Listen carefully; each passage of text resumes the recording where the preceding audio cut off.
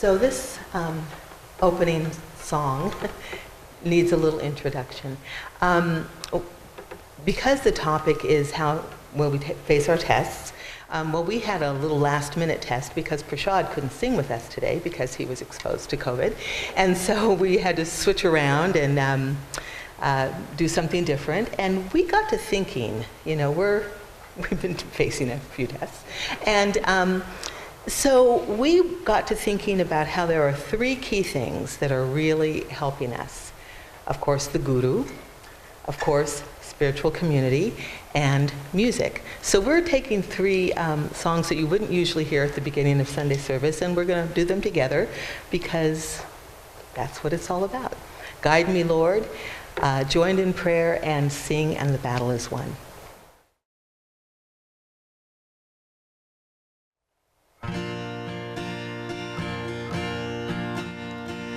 Guide me, Lord, throughout this day, in all I do, in all I say.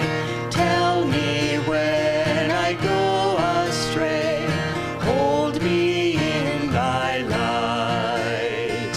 Help me see that happiness comes not with wanting more but less.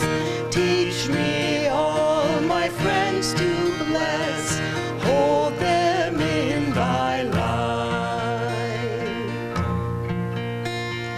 Joined in prayer we worship thee, rays of light that seek the sun, many drops to make us see, thus our love when joined as one. Thus our love when joined as one. Joined in prayer we worship thee, rays of light that seek the sun, many drops to make us see, thus our love when joined as one. Thus our love when joined as one. Sing in the meadows and everywhere, sing out a blessing to everyone. Lift up your voices, lift your hands on high, sing and the battle is won. Sing in the meadows and everywhere, sing out a blessing to everyone. Lift up your voices, lift your hands on high, sing and the battle is won. Lift up your voices, lift your hands on high, sing and the battle is won.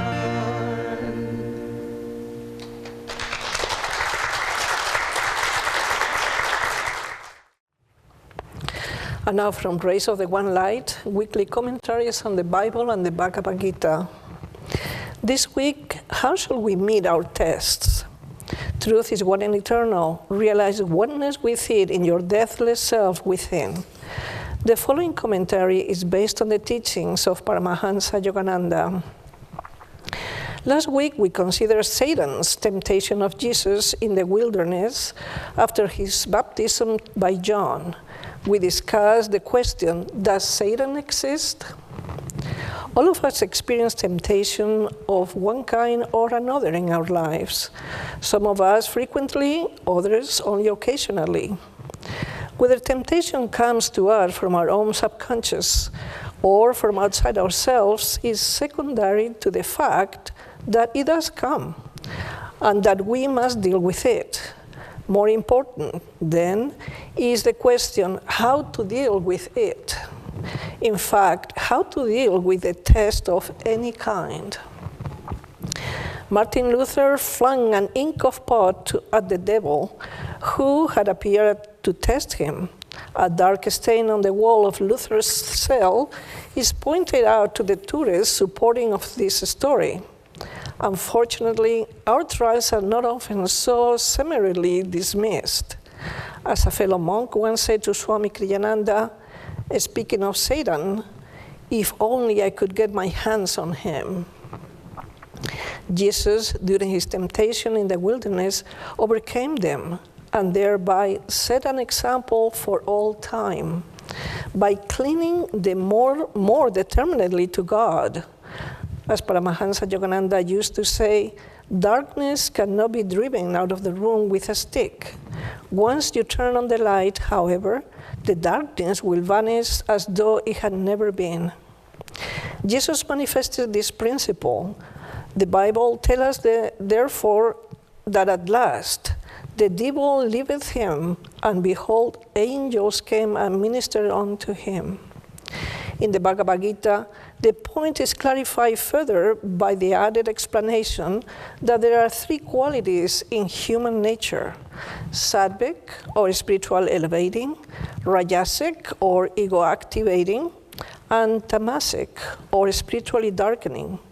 It is this triune aspect of human nature that the third chapter refers to with the words, as fire is hidden by smoke, as a mirror is dulled by rust, and as an embryo is enclosed in the womb, so is the indwelling self enveloped by desire. Yogananda explained that each of these examples describes one of the qualities, or gunas. Sattva guna, which elevates our consciousness, can be free of any identity with ego by a little puff of meditation and right affirmation. Rajaguna, which embroils the ego in restless activity, can be worked off with a little more and a little longer effort. Tamaguna, embracing as it does such a mental state of laziness and stupidity, can only be outgrown in time, since it inhibits even the desire for self-improvement. The example Jesus gave us was intended more for those in whom sattva guna is predominant. But if you yourself find elements in your consciousness that resist even the effort to cling to God in prayer and meditation, don't despair. Patience, as it has been well said, is the fastest path to God. As long as your efforts take you steadfastly in the right direction, you will come out right in time. Remember Yogananda's words, a saint is a sinner who never gave up. If, however, your nature impels you, even against your will, to move in the wrong direction, towards egoic desires and away from God, strive at least to detach yourself mentally from your wrong actions, which are induced by habit. The time will come when their own stored-up energy will tire and diminish. At that time, if you have not contributed to that energy by your consenting will, you will find it possible at last to redirect your energies more constructively. Thus, through Holy Scripture, God has spoken to mankind. Om, Om, Om.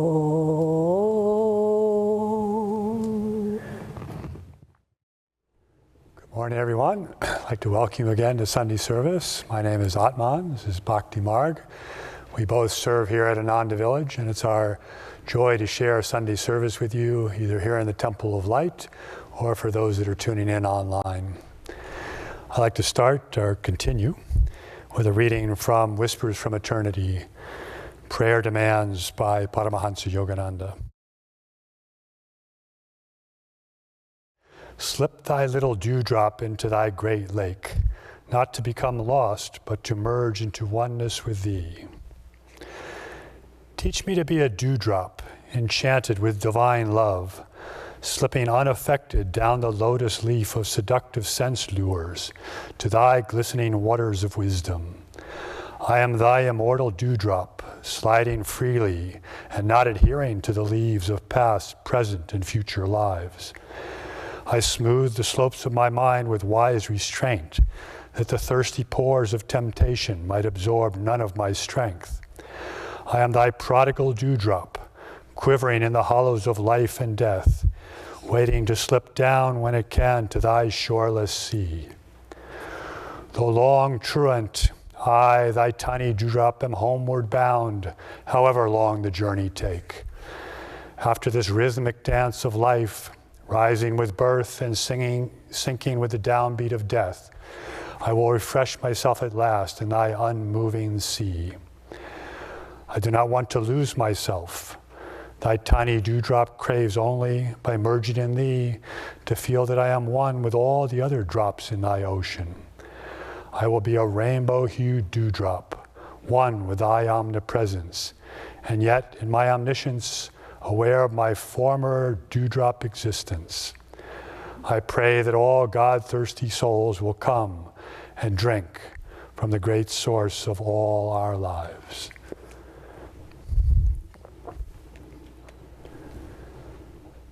So as Yogananda teaches us, as we're taught in the teachings of self-realization, there's a couple of very fundamental points as devotees, as seekers, that we always have to remember, which are very important to today's topic. And that is that everything that comes to us comes from God. Everything that comes to us comes specifically to us because of our past actions, our past karma, our past tendencies. There are no mistakes. Everything that comes to us comes, as Yogananda said, for our further spiritual growth. So what are tests? Tests are just looking wrongly at what comes to us and seeing them as something that shouldn't be happening to us, rather than as something that is given to us by God, given to us by the Guru, to help improve, to help grow in self-realization. So it's a very difficult thing to always keep in mind, because aren't we often thinking, this shouldn't be happening to me, or boy, I really don't like this, or this is something that this just isn't mine, this should be somebody else. Well, guess what? Everything is there for a reason. There are no mistakes. And it all comes down to the attitude of how we react, how we look at those things that come to us.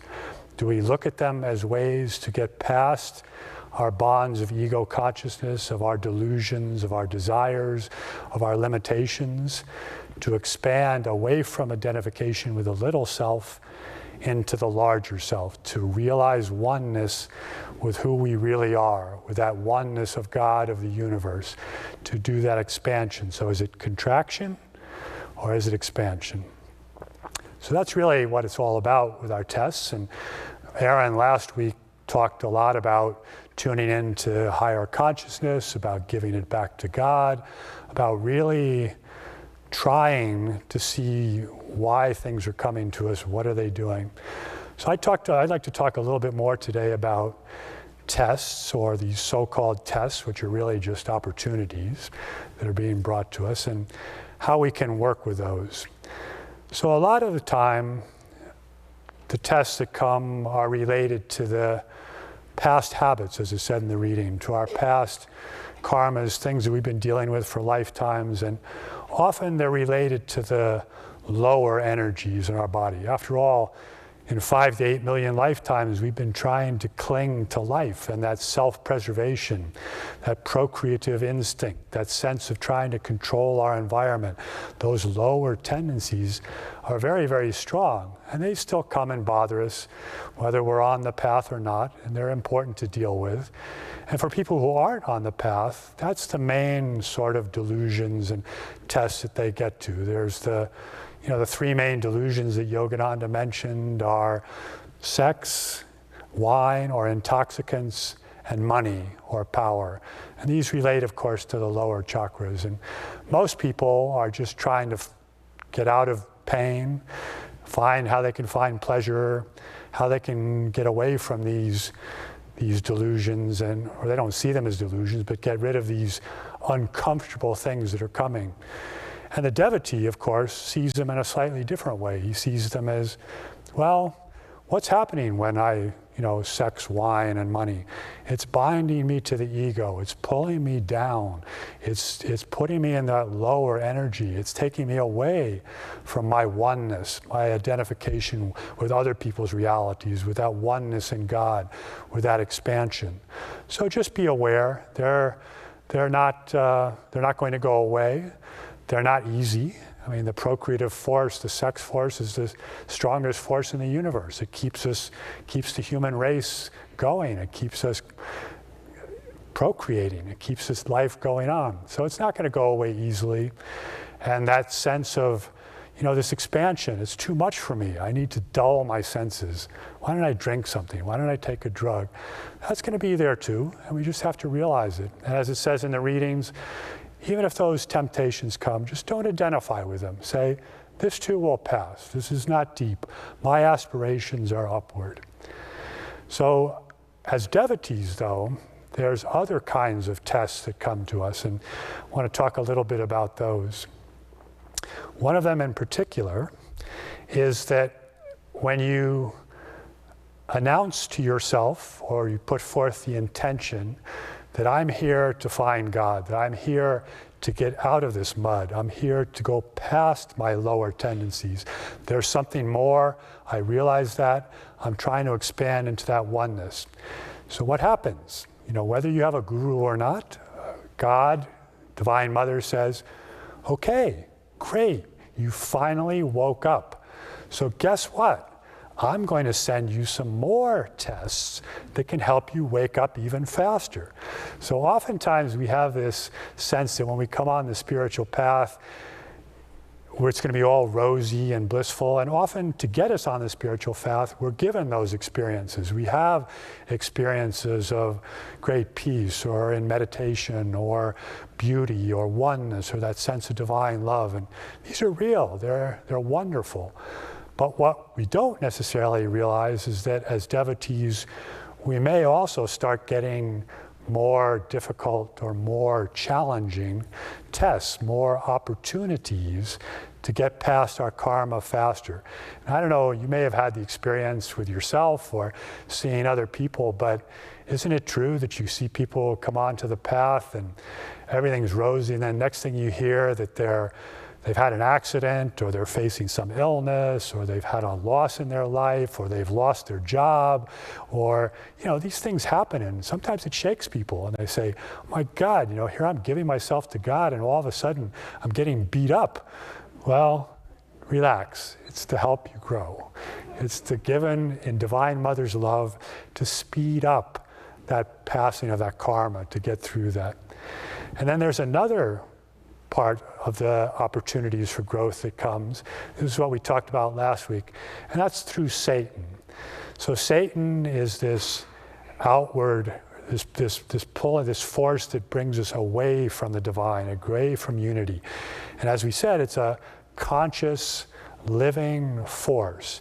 And when somebody makes the intention to say, I'm going to try to purify myself, I'm going to try to go inward, I'm going to try to experience more of that oneness, there's a conscious effort, a conscious pulling forth by this evil, satanic forces, whatever you want to call it, to pull you back the other way.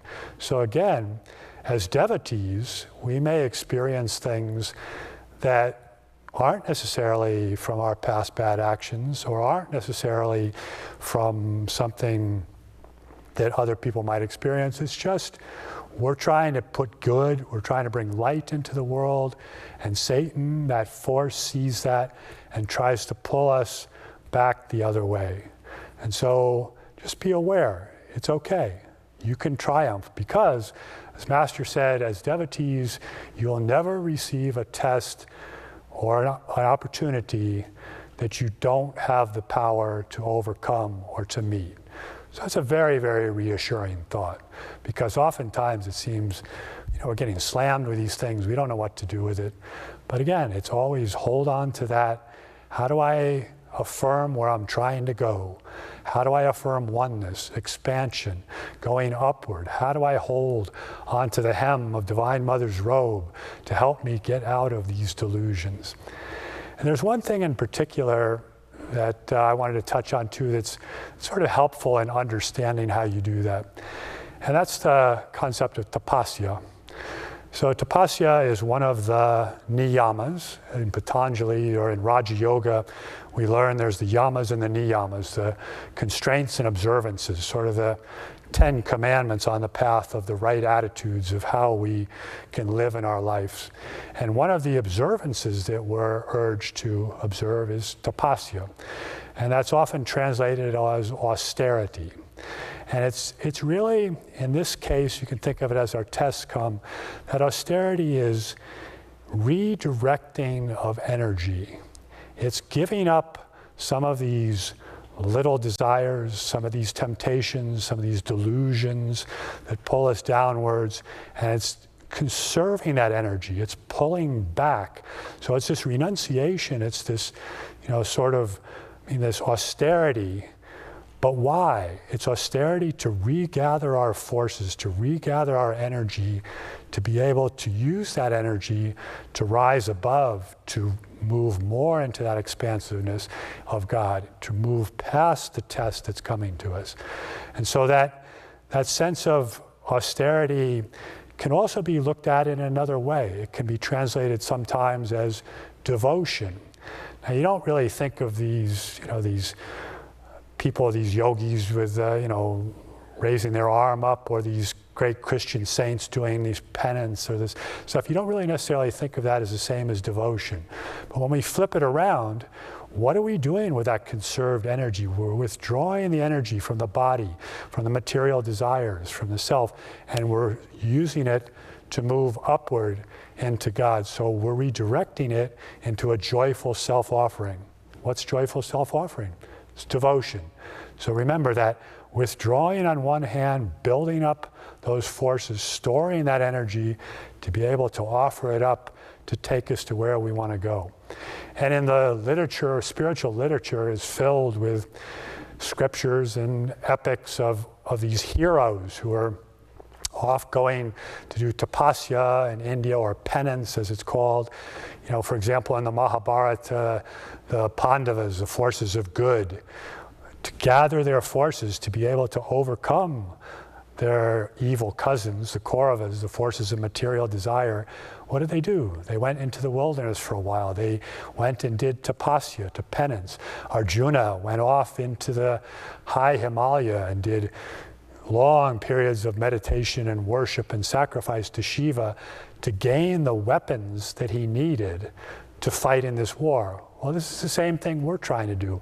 We're withdrawing our energy. We're separating from this material world that's always pulling us out there, and to regain, to strengthen that energy so we can use it in the battle to overcome those tests. Now, unlike the heroes of these epics, we don't really have to go looking for tapasya. So tapasya comes to us. It comes to us every day in all these tests that we're being given, all these opportunities. So look at that as the heroic penance that you can do, the tapasya. For example, if you have financial difficulties, it's an opportunity to say, what's really important? What do I really need to survive? How can I rely on God more and less on my sense of this? If you have a health challenge, it's an opportunity to say, where does my energy come from? Where does this life really come from? To tune into divine will, to tune into energetic healing, to tune into just separating yourself a bit from the body. Said, okay, this is the body, this is not my soul, this is not who I am. The soul cannot be burned, it cannot be to be killed, it cannot be dried up, it cannot be eliminated. I am that soul. Hold on to that thought. All these other things that come to us, all these things that I don't like this is a delusion, these temptations, just say, okay, this is my opportunity for tapasya, to gather my forces to move higher. And it even comes in, there's the big test, but then also look at it as the little opportunities to get past the carping spirit, the sense of negativity, the urge to gossip, the urge of sarcasm for others, to indulge in moods, to indulge the ego. These are all opportunities, more subtle, that they come to the devotee. These are all opportunities to practice that tapasya, that redirection of energy. So I also wanted to talk about the inspiration that I've gotten in my life on how really to deal with these opportunities for growth, these tests. And that, of course, is through our teacher and founder of Ananda, Swami Kriyananda. And Swami Kriyananda, through his writings, through his example of his life, through his talks, through the writings of others, has given us tremendous examples of how to deal with these kind of things, how to redirect that energy, how to always be looking for the highest. And initially, he too said he had some of the things, some of these habits, these karmic patterns carried over from past lives, that he dealt with intellectual pride, he dealt with some attachment to some basic material pleasures and stuff. But Master saw that in Yogananda and ferreted that out in his days with his master at the hermitage. And he said, Yogananda said, "Look how I've changed Walter." That was how he called Swami Kriyananda. When Walter, Kriyananda, thought he was the one doing the work, but again, it was the guru, it was the grace that was coming through. He was trying to redirect the energy, but he was drawing on that grace to come. That's very, very important. Then he also talks about in his autobiography the path of, a much bigger test, of the test of doubt. And Yogananda saw that in his past lives, even though Kriyananda was a very advanced soul when he came into this, he still brought some things from past incarnations that he had to overcome. And one of those was just doubts. And so Yogananda saw that. He sent him out to the 29 Palms, and he said, "Okay, I want you to edit my writings, work like lightning, don't change a word." And that's basically all the instructions he gave him. And he left him alone for 3 months without very much interaction. And during this time, these forces within Kriyananda came to the fore. He started wondering, what am I doing? How does this work? Master's abandoned me. I don't feel divine love. I don't feel what's going on. All these things, maybe he's not the right path. Maybe he's not my guru. All these doubts came to a head, and he said it was one of the lowest periods of his life. He said he was in total despair at times. But he then came out of that, having redirected his energy, growing even stronger, to know that in fact, I'm never going to doubt again. I've had doubts, I've worked through them, and now I know I have to go forward. And Master said, that's why you had these tests, because in the past you doubted, but I need you to help and bring these teachings out to many, many people, and you won't be able to do that if you indulge in moods and doubts. So he moved completely past that through that test. But it was a very, very difficult test, which was pulled out with the Guru's grace. Another, of course, for those of you who know anything about Kriyananda's life, one of the biggest tests, as you can imagine, was his forced separation from his guru's organization. So he was asked to leave the organization. After Yogananda's passing, he was asked to leave the organization that his guru had founded. And as you can imagine, this was an incredible blow. He had given his entire life to this. He saw these fellow disciples as his brothers and sisters. All he wanted to do was to serve Master. And it took him, he said it was one of the lowest points of his life, that he had to really search. And not only was he separated, but he faced some incredibly sharp criticism and attacks and, just excoriation and opprobrium heaped on him by especially one of his fellow disciples. And it really made him go inside. It really made him say, all right, what do I know? What is my strength? I know I'm a disciple of a great guru. I know I have dedicated my life to this. I know what he asked me to do. I know how to go forward. And he said later that all this criticism, all this negativity that he received helped give him the spiritual strength that he needed to go forward in the founding of Ananda, to writing his 150 books, to creating all this music, to founding the communities. But that test, that separation, It was very, very difficult, but he came to see it, as Ananda Ma told him, said, see it as Guru's grace. And he was able to flip that around and say, okay, this is the grace of the Guru. This is giving me the strength that I need to do what I need to do. And of course, those tests continued, and there were times when Ananda, one of them in particular, Ananda faced many years of lawsuits, again, trying to strip away from Ananda and from Kriyananda especially his right to represent Yogananda, represent Master. And again, Kriyananda said, by holding on to the Guru, holding on to always focusing on the highest, always looking for Dharma, never sinking to the depths of personalities, of trying to, of bringing hate into it or anything but love for those who were against us. I came to see this as just another battle of light versus darkness. At one point he wrote to the community during the lawsuits and he said, you know, this isn't what's just happening here. This is something that's happening on a much higher plane. There's these forces of light and darkness, of expansion of God and Satan, which are battling it out.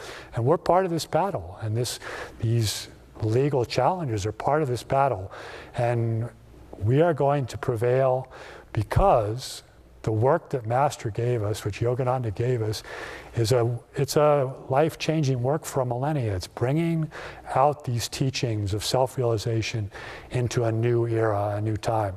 And that's what happened through this lawsuit. It was Master for the world.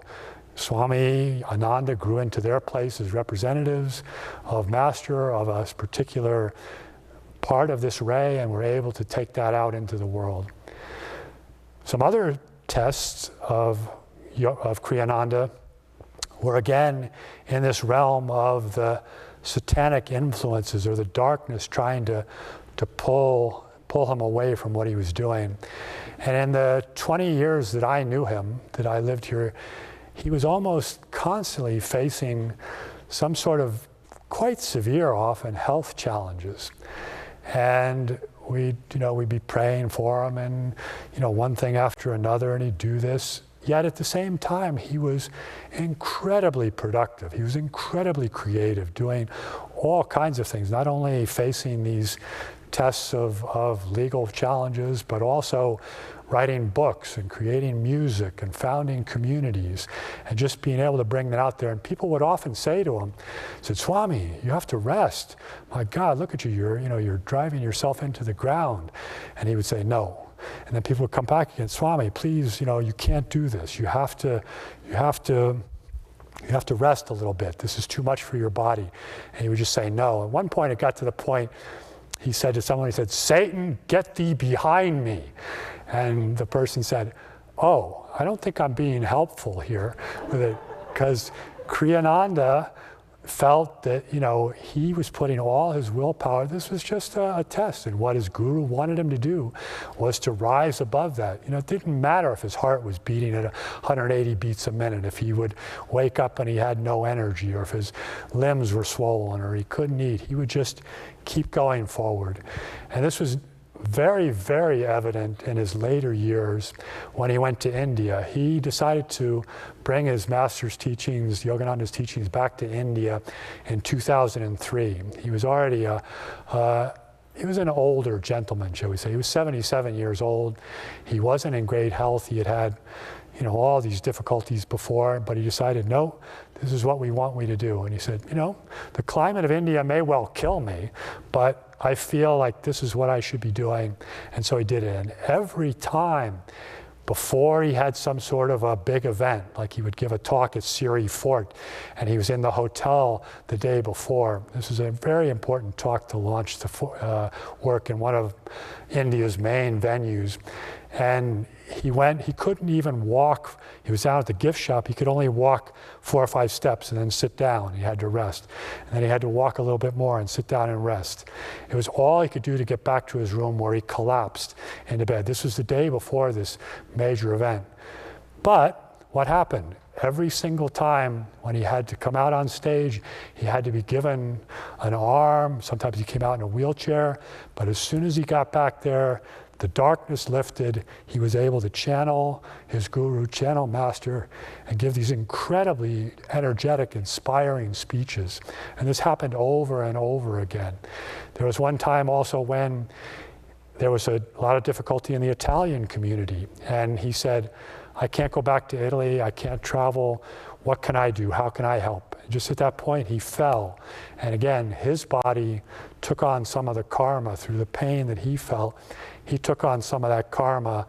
That tapasya he did helped other things. And the last story I want to tell is just one of his most important works of his life was the founding of the Swamy order. So this is the order of people you see wearing the blue robes, and it's an order that's not unique to Ananda. It was something that he felt a new definition of renunciation needed to be brought into the world, that it was not so much of what we're not doing, but how we're embracing the search for God. And so he founded this new order, this Swamy order. Right before that happened, he came very, very, very close to death, probably closer than he had in any of the other ones. For days, he had all kinds of problems going on. People didn't know what was wrong with him. They tried everything. There had to be a rhythm around the clock. He made it back to Italy, but he could barely move. And then one day, he got up and he said, I know now what Satan's been trying to stop. And he came forth with this inspiration for the new Swamy order. And from that point on, at that moment on, he got better. When he left Italy, he didn't even need a cane anymore. So he was, again, confronted by that force, but moved through it because he said, this is what the divine will wants. This is what I want to do. Now, Kriyananda is a very high soul. He's a very energetic soul with a very specific mission. But you know, as devotees, we can tune into that too, that example, that we're part of this as well. So it's our own self-realization, but also sharing with others, sharing those teachings, bringing light into this world. And again, we will be given the strength we need to do that. So just see everything that comes to us, no matter how disappointing, no matter how steeped in delusion, no matter how disagreeable, there are no mistakes. It comes to you for a reason. Make the best of it.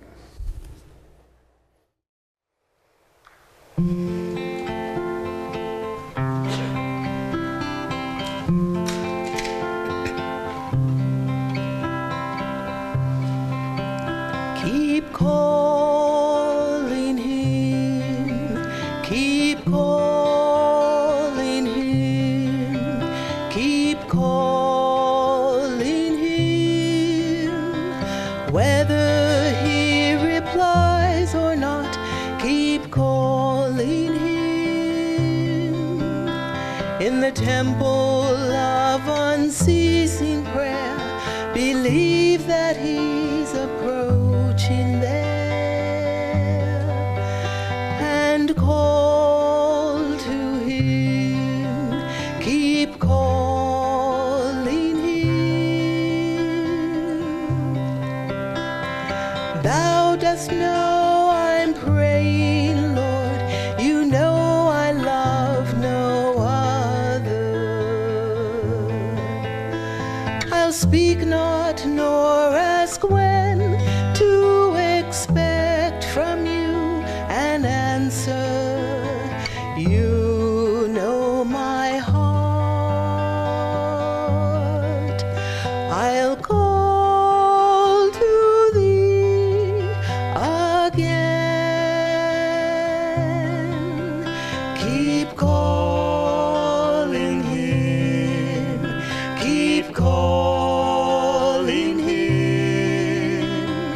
Whether he replies or not, keep calling him.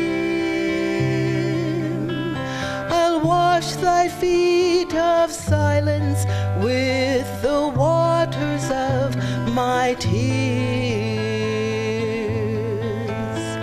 The altar of my soul will be empty till thou comest. I'll wait for thee, no matter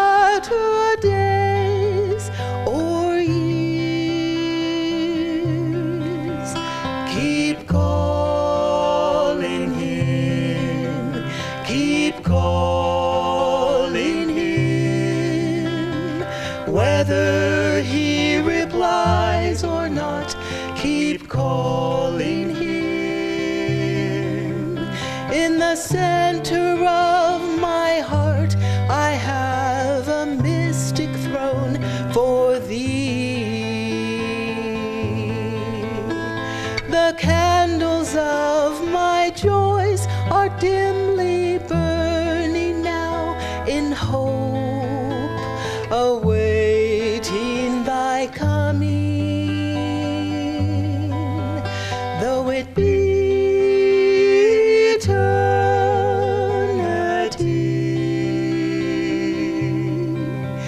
Keep calling him, keep calling him, whether he replies or not. Keep calling him, even when there's no reply. Never let your longing die, and call to him. Keep calling him. Remain persistent, undepressed, through dark and seeming silence. If in the midst of life, disease, and death you play the dancer, yet keep calling him, you will receive his answer. Keep calling him, keep calling him, keep calling.